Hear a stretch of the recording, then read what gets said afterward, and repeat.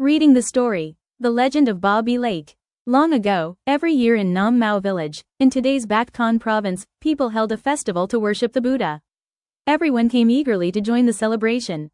On those days, people tried to do as many good deeds as possible, hoping to receive blessings for themselves and their families. One beautiful festival day, an old beggar woman suddenly appeared. She leaned on a walking stick with one hand and held out a small bamboo basket with the other, begging softly from place to place. "Please, sir, please, ma'am, have mercy on me." Hunger had weakened her badly. She could barely walk, often collapsing on the ground, lying still for a while before slowly struggling back to her feet. Her appearance was frightening, thin, sickly, covered with sores, and giving off a foul smell. Wherever she went, people felt uncomfortable and pushed her away. She begged until late afternoon but received nothing at all. Driven away from the festival, she dragged herself into the village to continue begging. But the same thing happened. Every household chased her away. People suspected she had leprosy and were afraid of catching the disease. Fortunately, at a crossroads, she met a poor farmer woman and her child returning from the rice fields. In their basket, there was still a bowl of cold rice and a few small shrimp. Seeing the pitiful old woman, the mother kindly gave her the rice and some water to drink. Late that night, while the two were fast asleep, they heard a knock at the door. It was the same beggar woman, asking for a place to stay for the night. She had knocked on every door in the village, but no one let her in. Without hesitation, the mother and child welcomed her, spread a mat on the bamboo bed, and invited her to rest.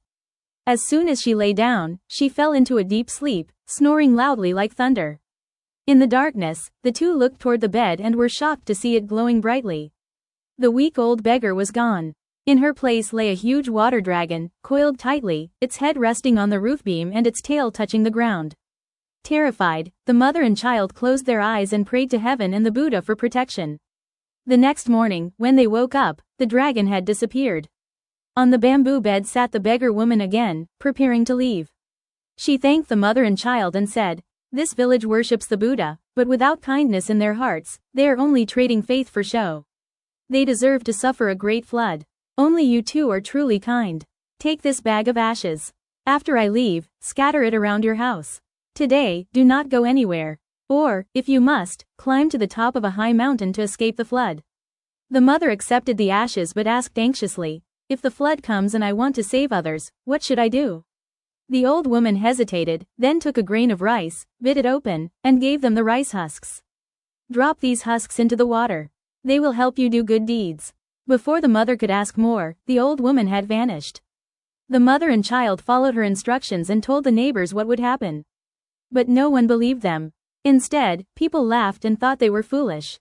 That evening, the festival continued as usual. While people were kneeling and praying, a powerful stream of water suddenly burst up from the middle of the Buddha altar. The ground cracked, and the water surged higher and higher. The villagers were confused, thinking it was a miracle, so they bowed and prayed even harder. In an instant, the water exploded outward, sweeping everything away.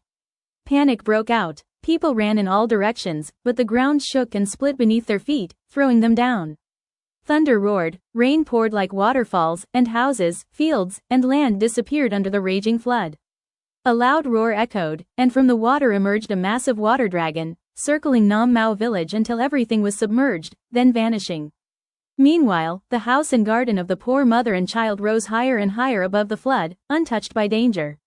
From their home, they watched the disaster with deep sorrow. Remembering the old woman's words, they dropped the rice husks into the water. Suddenly, two boats appeared before them. Overjoyed, they rowed through the flood, rescuing as many people as they could, despite the fierce storm. Today, the flooded land has become a vast lake called Ba Bi Lake. In the middle of the lake is a small island, said to be the former home of the poor mother and child. Locals call it Widow's Mound, Po Giamai, to honor their kindness and courage in saving lives during the flood. Lessons from the story. Kindness helps people overcome disasters. When the beggar woman asked for help, everyone rejected her because of her ugly appearance. Only the poor mother and child showed compassion. Because of their kindness, they were warned of the disaster and survived safely, even saving others. Do not judge people by their appearance. The beggar woman looked weak and unpleasant, but she was actually a water dragon testing human hearts. True value lies in one's character, not outward appearance. You reap what you sow. The villagers pretended to worship the Buddha but lacked compassion, so they suffered the consequences. The kind-hearted were rewarded. This reflects the timeless law of cause and effect. Good deeds bring good results, and cruelty leads to punishment.